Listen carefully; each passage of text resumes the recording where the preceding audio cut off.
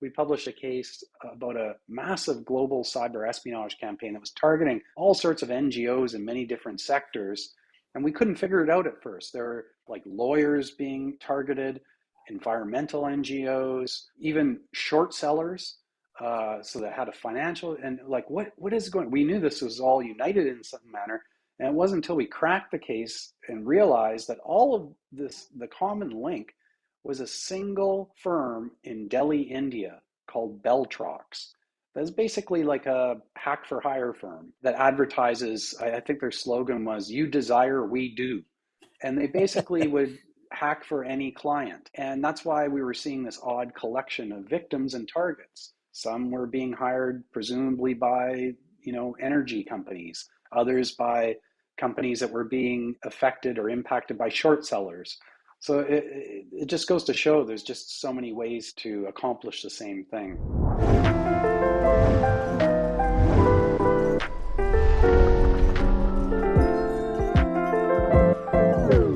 Hey, Ron, how are you? Thank you so much for coming on with us. My pleasure. Thanks for having me. So, we always hear every day about social media this, social media that, but cyber espionage. What does it actually mean? Are we getting right into it? Is this? Yeah. Yeah. For people who are watching, listening, Ron does many things, but he's also director of Citizen Lab, which he's going to tell us all about, and is a professor, and I don't know, anything else? Hockey player. Happy to get right into it, though, and answer the question about espionage. All right, espionage. So the way I would define cyber espionage is by looking at the practice of espionage historically. It's something that governments and even private companies have done for eons. It's as old as humanity itself, and it's evolved over time in terms of how it's practiced, what type of technologies are involved, and so on. And so what we have now is the latest iteration of it, employing digital technologies and taking advantage of the pre-existing conditions of the digital ecosystem that surrounds us. It would be highly unlikely that those who undertake espionage wouldn't try to capitalize on the fact that we carry around with us devices that are invasive by design, insecure, poorly regulated, and easily exploited. And so there's been a huge growth of activity in cyber espionage, as well as extraordinary capabilities, principally provided by commercial firms, although not entirely, that enable government clients to undertake espionage in our digital age. So when you look at something like Ghostnet, how do you just sit down in a room and say, well, this is what we're going to look for? Because I have a phone, but I don't have any concept of how I could look for anything to find somebody snooping about something. How do you look at it? Well, Ghostnet is like ancient history now, it feels like to me. It's so long ago. That was an investigation we started in 2008, so 14 years ago, I guess. Right. Things looked a lot different then. Most of the world was principally using desktop PCs or Macs, and not a lot of mobile phones in the world, especially in the developing world. That's, of course, completely changed now. And at that time, there was also not the threat intelligence industry that we see today. So these enormous companies like Trend Micro, Mandiant, Fire, they really didn't exist back then. There were no reports of its kind. That was the first public evidence-based report on a cyber espionage campaign, something that we see almost on a daily basis. How that all got started was, I would say, not entirely by accident, but it wasn't like we had a plan for it. There was a focus of the Citizen Lab around information control, studying how governments are mostly trying to shape what their citizens see online through internet censorship. And in the course of actually doing work on social movements in the former Soviet republics, I came to realize that some countries weren't approaching this problem in a passive manner. They were actually using offensive means to try to accomplish the same thing. So you hack somebody, gather their personal information, and blackmail them and intimidate them. So we had been kind of exploring the possibility of this and keeping our eyes open for it when we heard about Tibetans in Dharamsala, and in particular people who worked at the office of His Holiness the Dalai Lama, being concerned that they might be under surveillance and wondering if we could try to investigate. Things were happening that seemed not coincidental. So somebody would, receive a phone call from a Chinese official saying you shouldn't go to this meeting. And it's like, well, how did they know about that meeting? And one of the researchers in the Citizen Lab, Nart Villeneuve at the time, was himself a self-taught hacker and really understood the kind of threats and the way you can exploit. And we just went up to Dharamsala and gathered a bunch of network traffic data and looked for suspicious things going on. That's usually how it happens to this day, although we use a much broader array of tools and techniques than we did back in 2008. But can I ask a question? Citizen Lab I think you're celebrating your 20th anniversary last year, correct? That's right. So what was the, impetus for what made you feel like, okay, we better start doing something about this? Was there an inciting incident or? You mean the motivation to create the Citizen Lab? Yeah. So I was interested in this area going back to my graduate school days. I went to graduate school with this topic in mind: information technology and international security. That was my kind of nexus. Briefly did some contract work for the Canadian Foreign Affairs Ministry, looking at satellite reconnaissance for arms control verification, and came to learn through that contracting work about the worlds of signals intelligence and what governments were doing in the information realm that wasn't widely understood or appreciated. And it dawned on me that there's a potential model to use those same techniques, methods, and tools that governments do to spy on each other to actually spy on them.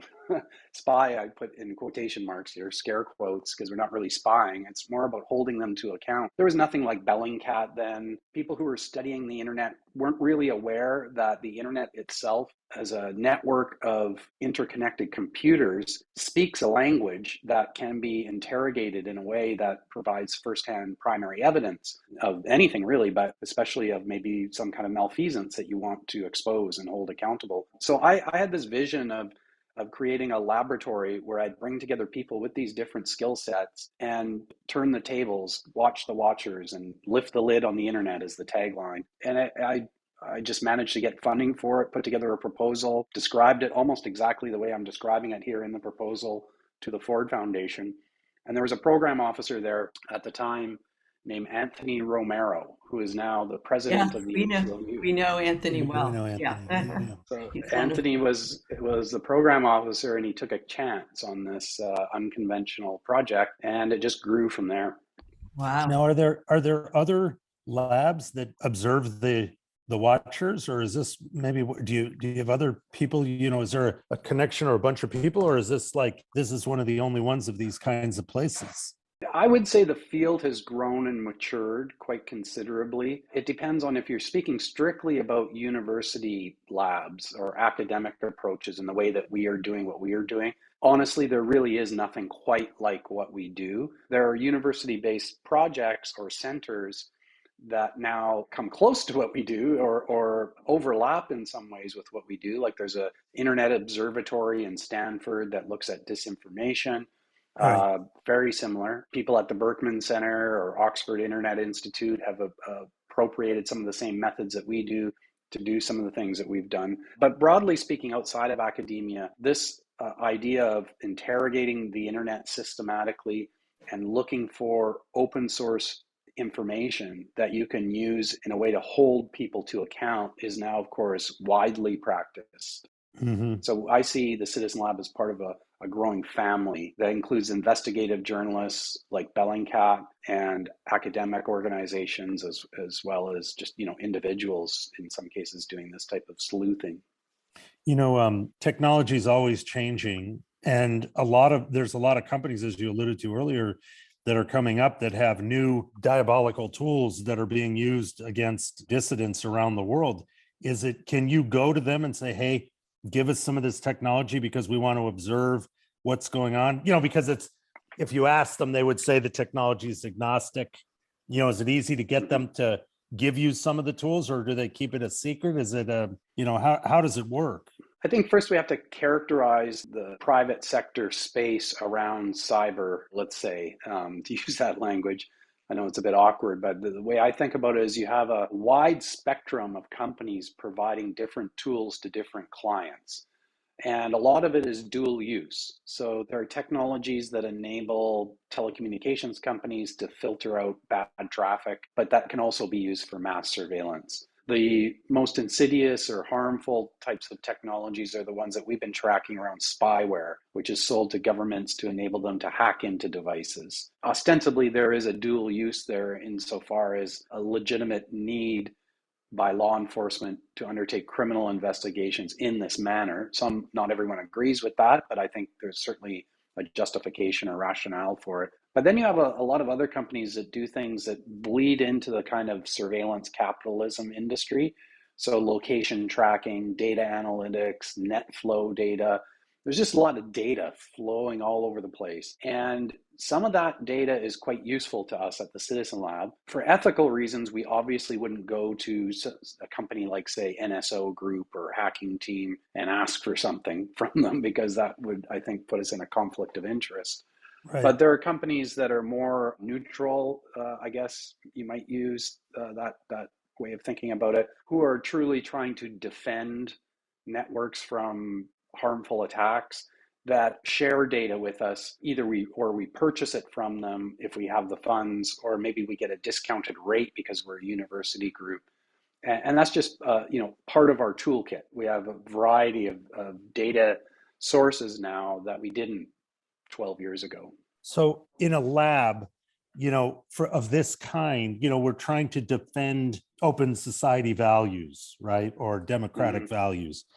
So what are the kinds of people, or what I should say, what are the kinds of jobs that you need in the lab to do that? Because you need people to collect data, but you have to understand what you're defending. Like at Berkman, I kind of would understand, the root, but what are the jobs you need to actually be active about this? That's a good question. So we are truly a mixed methods laboratory. It started out with myself as a social scientist. International security is my background. And I hired somebody who is actually not even an engineer so much as a self-taught hacker. And that's how it got started. I then went out and hired a computer science student, Michelle Levesque. Those were my first two hires. In the early days, we really relied on technical methods. But over time, the lab has grown. So there are quite a few people who have expertise in different slices of computer science and engineering science that I could talk about if you want. But then we've really broadened out to include people who have legal background. We have probably about 5 lawyers on the Citizen Lab team. Some of them provide an informal type of legal counsel. We also have proper legal counsel provided by the University of Toronto, and we need it, by the way, because our adversaries tend to be very litigious. But you need people who are legally trained to really understand the law, the companies that you're tracking, regulations that impact this space. And then we have people who are area experts. We work all over the world, and it's very useful for us to have people who are either from or knowledgeable about certain regions, whether it's Southeast Asia, Middle East, the Gulf, Latin America. Very important to have that kind of core strength. The team is about, I'd say, 30 full-time researchers now. It's still a professor's lab. I'm the principal investigator. It's all research grants. We're not like the Berkman Center. Right. We're not an endowed center where people come and go and maybe they'll spend a summer. It's very much organized, directed research. So still a project in that sense. I have a question around this idea of rights. I mean, we're really, because we're really talking about people's rights, but rights when they don't even know that they don't have rights, right? We don't know what our rights are as they pertain to something like the internet or personal information. And you're one of the first things that you referenced, the Tibetans being listened to. So how is that really changing and getting worse? And of course, right now, at the time of this particular conversation we're having probably one of the most terrifying, dangerous situations probably any of us have ever encountered happening across the world right now. So what is the idea of letting individuals know that they have these rights, and what can be done to Pandora's box that's been unleashed many, many years ago? Yeah, that's a very good question and a nice way of phrasing the challenge and the mission really of the Citizen Lab is to expose things that are going on beneath the surface that we feel the public needs to know about. So we define our mission as doing this careful evidence-based sleuthing in the public interest. And that obviously, there's a very wide margin there, and people can debate about which rights matter or not and what context and so forth.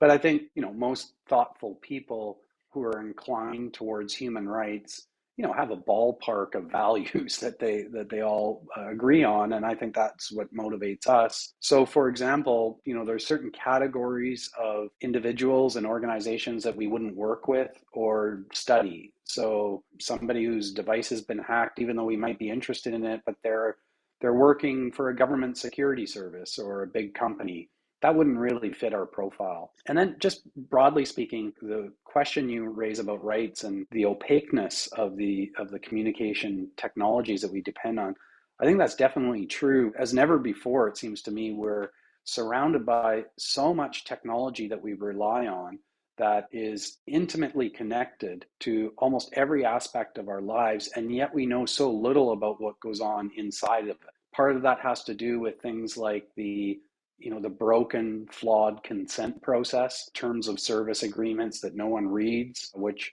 actually allow the companies to appropriate us as their property, is the way I think about it. Our data as their property, we're basically signing away.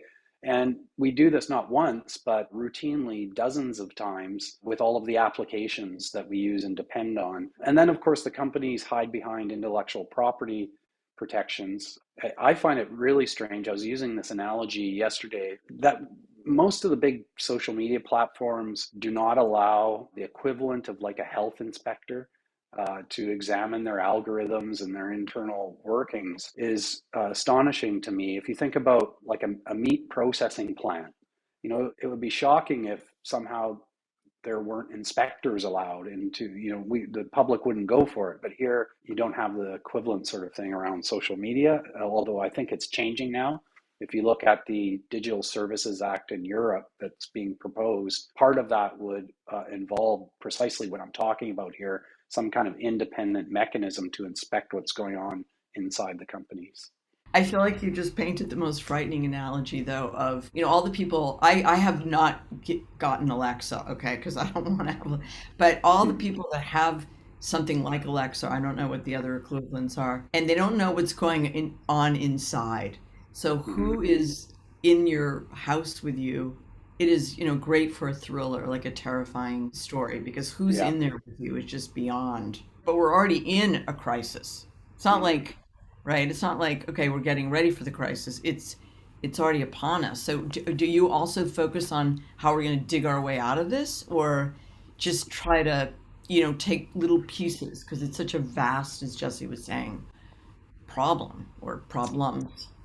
Yeah, personally, I'm motivated to not only do the uncovering and exposing, but also point towards what I think are viable paths of reform and ways to mitigate some of the harms that we're seeing, especially around, for example, the largely unregulated commercial surveillance industry that I believe is not only causing widespread harm, I truly believe it's the single most important threat to global civil society right now, and not quite properly recognized for what it is. But even with respect to something less immediately harmful, like social media and surveillance capitalism, I'm among those people who has been advocating for the application of restraints, legal restraints, regulatory restraints on both the private sector and governments. If you look at policing capabilities, for example, and you mentioned Amazon or Alexa, the Ring security system, how closely integrated it is now with local law enforcement in the United States. And that's just one example of a suite of technologies that are now available to law enforcement that has really astronomically propelled forward their capabilities in a very short period of time. So if you look at like just facial recognition, I'm old enough to have appreciated shows like Barney Miller or the Rockford Files. A detective would have a photograph and they go into a bar and, hey, do you recognize this person? Were they in here last night? And now they can, thanks to a company like Clearview AI, push a button and have a facial recognition match in an instant. That's just one example. So that we live in an age where we have 21st century policing, yet governed by something like Victorian era safeguards and restraints. And it's the gap between the two where the prospect of the abuse of power lies. So we really need to double down on restraint, which is basically oversight mechanisms and undersight of the sort that Citizen Lab does. I'm on TikTok, have a lot of things of Ukraine coming through, you watch them, and it's obviously I support Ukraine, but I wonder why there's no Russian imagery coming through. I mean, it just seems like an obvious demarcation point where you go, well, wait a minute, why is this algorithm only returning the Ukraine things? And that gets into, well, how can you judge what these algorithms are gonna, even if we put somebody in to guard them, how do we know which way is up within the world of social media? Well, it's sometimes difficult. I don't know. I haven't studied it closely enough to know about the proportion of Ukraine generated content on TikTok versus Russian. I do know that there are some pretty extensive Russian disinformation and influence operations that are run through TikTok and Telegram that are targeting, latest I heard, Spanish-speaking populations around conspiracies having to do with biolabs and things like that. But stepping back away from that particular conflict and answering the general question that you ask, we have to approach those platforms in a somewhat adversarial manner. The way that we examine applications, we did this just recently with the My22 Olympics app. We did it with the platform that we're on right now, Zoom. We just kind of look at it, and when I say we, it's really the talented engineers in the Citizen Lab. They examine it from the perspective of risks to users and look for anything that may suggest some kind of hidden control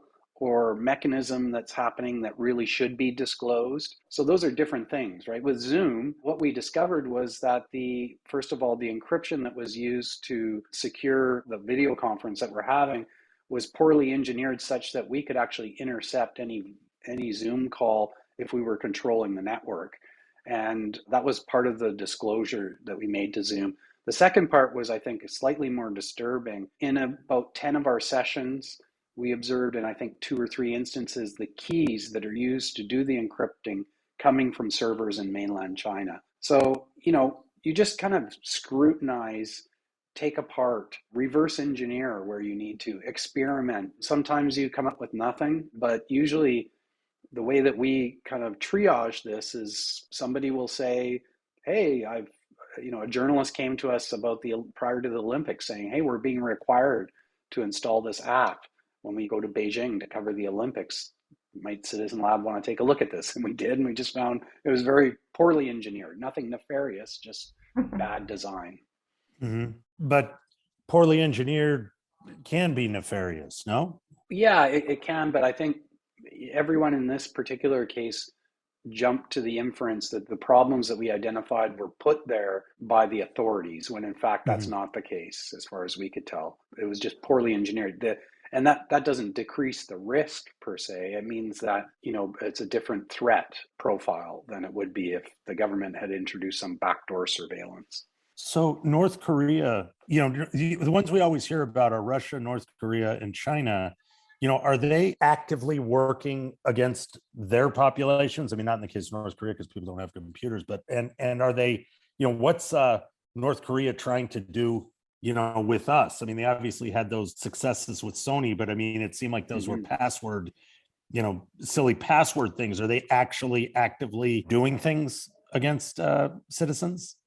I think the way that I would answer this is, comparatively speaking, it's very interesting to kind of look across different countries in terms of what we're talking about here is really cyber espionage.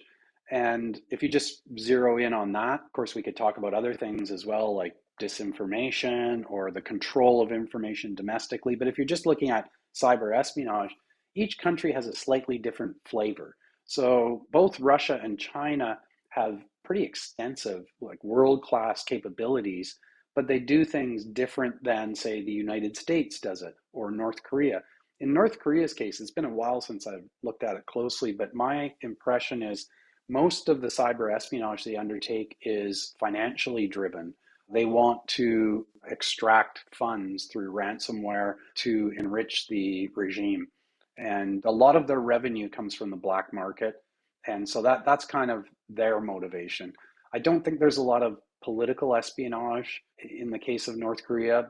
I could be wrong about that. Whereas with Russia, with China, of course, it's a combination, economically driven, but also politically driven. It's a gather as much as you can mentality and sort it all out later, much like the NSA does, as far as I understand it. And then you have other countries that are following the model of, hey, my cousin can hack. This is what you see in like Iran and Syria.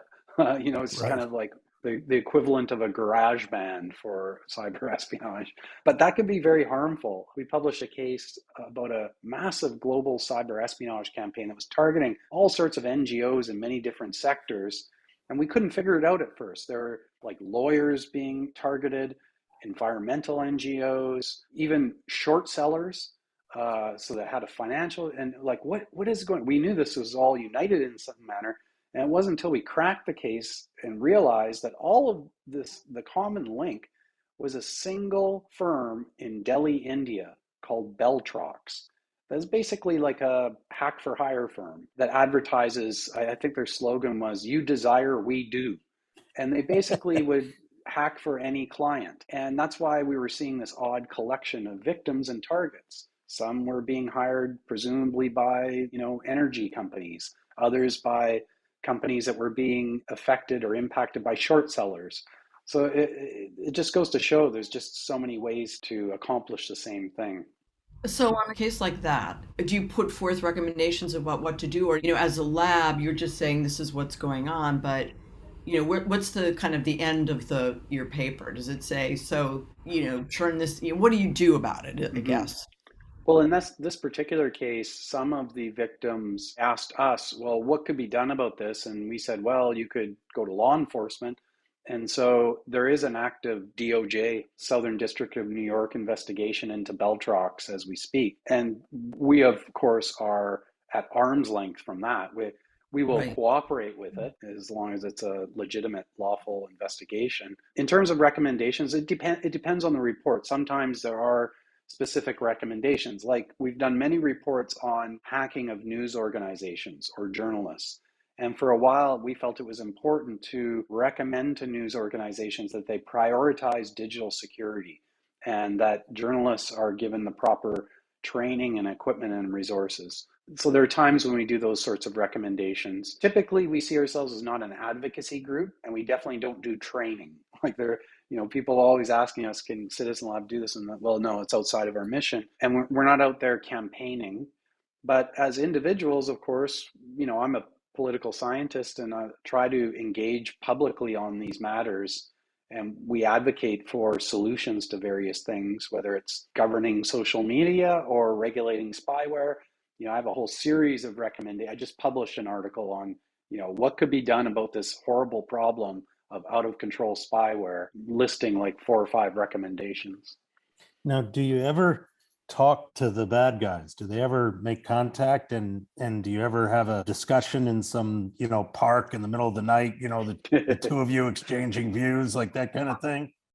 Yeah, for sure. I mean, it depends on who the bad guys are in which circumstance. So, as a professional matter, whenever we're investigating or researching or publishing on a company, we typically will write them a letter in advance asking them questions. And it's just a good, proper way to go about things and also to protect yourself from some potential liability.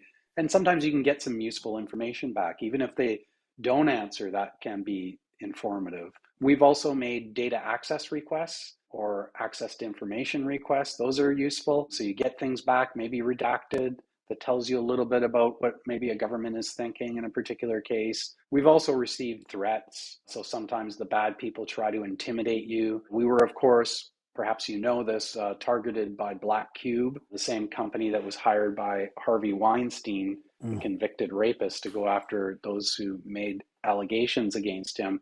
That company was pointed at us and they tried to insert themselves clandestinely into the lab's operations through secretly recording a couple of our staff, but we actually managed to turn the tables and expose them. Yeah.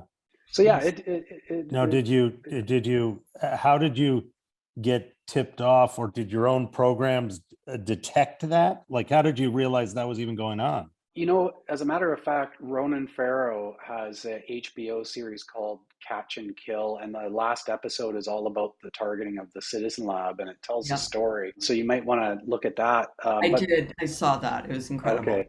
Yeah. But you know, my view of it, from my vantage point, first there was a staff member who was approached about something unrelated to the Citizen Lab, was invited to a very fancy lunch at a expensive downtown hotel in Toronto, and just came away from it feeling it wasn't right. There was something wrong about it, just the way the person was behaving. Some of the questions initially weren't about the lab, but it ended up progressing towards asking about our funding and things like that. So he came back and reported it and had a business card. And we just started investigating, like, what is this person? Who are they? What are their, looking at their LinkedIn profile, and immediately noticed that, geez, this doesn't look right. This looks like a fictitious identity. Right. And we had our antenna up. And then separately, Black Cube reached out to a second staff member, John Scott Railton. And I've said this many times, if there's one person in the lab that you wouldn't want to target, it would be him. Right. Because he's like a dog with a bone when it comes to that sort of thing. Right. So he just simply turned the tables. He let this go on for quite some time, and we worked with Associated Press journalists to record conversations and get them in a Manhattan restaurant where we were recording them. So it was very much a kind of spy versus spy thing. Wow. Amazing. And at a certain point, the cameras come out, and the guy had to scramble, knocking over chairs to get out of the restaurant. Wow. It was humorous, but also, scary. It's scary. You had a burning desire. There was something that you've referenced twice that you really want to talk about right now. Well, I think it's commercial surveillance of companies. What is the one topic that you would like to just kind of get a few minutes on? Well, the Citizen Lab does research in many different areas, but one that I think we're most well known for probably, and we're very active in, is tracking the mercenary spyware market. So there are companies that sell to government security agencies the ability to hack into devices. This is a very lucrative industry. Companies are valued well over $1 billion. They're owned by private equity firms. It's a space that's almost entirely unregulated. So you have companies selling to government clients that routinely use those technologies not in the way they're marketed.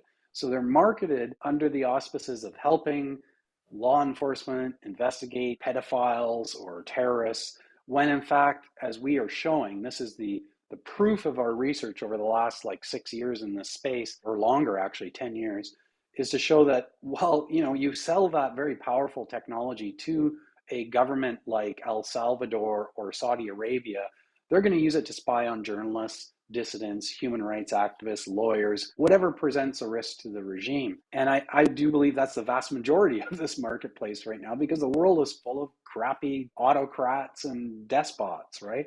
Unfortunately. And it's really having an insidious effect on civil society. So you both, no doubt, will recall it was almost a truism a decade ago. People would say the internet is empowering global civil society. There's a new type of people power. Well, what I'm seeing is the opposite, that thanks to these technologies, governments are able to intimidate people through surveillance into self-censorship, and there's a real climate of fear. People are being murdered on the basis of data that's being collected. We investigated everyone around Jamal Khashoggi, just to give one example. His fiance, his close confidant here in Canada, Omar Abdulaziz, all had their phones hacked. No doubt the information gathered from that was instrumental in the decision to execute him. And there are, of course, many other examples we never know about, people disappearing. Rwanda is a client of NSO Group. Paul Kagame is known for sending out death squads. So, this is a crisis as far as I'm concerned. And we could publish probably a new report on this topic every week, because there's so many victims out there in the world right now. Obviously, Citizens Lab is unambiguously for civil society, for open society, it's, let's say they call that a white hat, right? The black hats are people that would be considered completely, autocratic, in some sense, probably maybe too strong a word, but evil, right?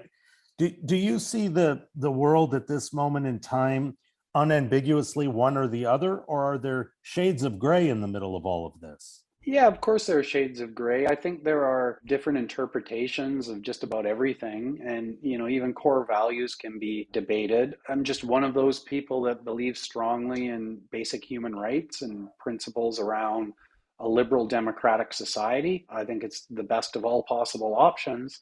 And the alternatives look pretty bad to me.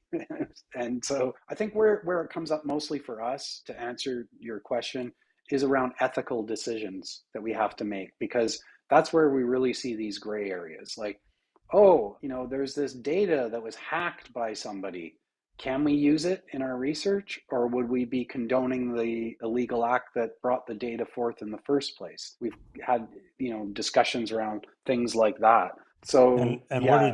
where did you come down on that? Because that obviously in science, that's been a question forever. A lot of the things that we use came out of research done by Nazis on, people in concentration camps, and we're still using it. So this is an extension of that into this area. Where do you come down on something like that? I don't think we can even generalize about it. We have to look at it on a case-by-case basis, because there might be different circumstances.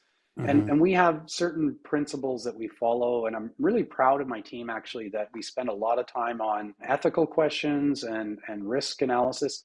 I'm often asked, what does it matter that the Citizen Lab is at a university? It could be an NGO. You could be doing exactly what you're doing, which is not actually correct. A major reason, I believe, for our success is the fact that we have to follow strict research ethics protocols. Every human subject that we deal with is guaranteed confidentiality, is read into an agreement, just in the same manner as someone who would sign up for a psychological study or a medical study at a university would be granted certain rights. And that, I think, forces us to be really reflective and thoughtful about our methods and how we handle data. And the reason I think that's been a contributing factor to our success is we don't cut corners, and we don't get sloppy or do things that might call into question the integrity of the lab. I mean, it is quite remarkable if I step outside of my own shoes and look at our organization from the outside, that we've gone this far and have had such, really impactful reports over 20 years, and not had some slip up where a scandal at something that we're doing. As I said before, we've been sued, threatened with suits, and we managed to get through that successfully. Thanks again to the university supplying us with legal counsel. It's very important to think these things through if you're going to take on the bad actors in the world, because they're going to try every possible angle to get at you and prevent you from doing what you're doing. You are brave. You are a brave man. I don't know. In me and Priscilla's business, at Wondros, one of the things is just never to do anything that could be questionable ever. Just always, even if it's not advantageous to the company, just choose to work on things that is that something that you've had to really focus on within the Citizens Lab? Yeah, it's very much a leitmotif of the lab, is that, if you have this kind of core set of principles and you're thinking ethically about what you do, I find it actually very liberating, because you're never worried, like you can't sleep. Oh, if somebody finds out about that, we're in trouble.